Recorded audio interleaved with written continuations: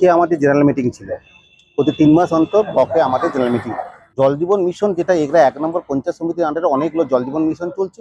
সেখানে কোনো রেজুলেশন আমাদের কাছে নেই, কোনো পঞ্চায়েতের কাছে খবর নেই যে চাকরি কিভাবে রিক্রুটমেন্ট হয়েছে।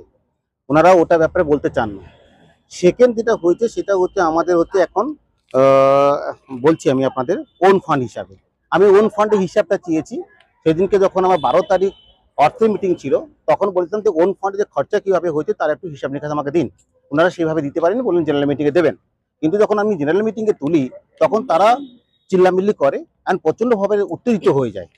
তারপরে আমরা বলি ওনাদের কাছে যে আমরা 25-26 ফিনান্সিয়াল ইয়ারে কোন জিপিতে কতটুকু টাকা অ্যালটমেন্ট হয়েছে সেই অ্যালটমেন্টটা আমাদেরকে হিসাব দিন, সেটাও ওনারা বলতে পারেননি। আর পঞ্চম যেটা সবচেয়ে বড় কঠিন জিনিস, আমরা জানি এটা সরকারি কার্যালয়। সেই সরকারি কার্যালয়ে আমরা জানি সব জনগণ, সব রকম জনগণ এখানে সুযোগ সুবিধা নেবে। আমরা জনপ্রতিনিধি হয়েছে, শুধুমাত্র আমি অ্যাজ এ বিজেপি জনপ্রতিনিধি, আমি অ্যাজ এ লিডার অফ অপোজিশনে আছি, কিন্তু আমি বিজেপি জনপ্রতিনিধি নই।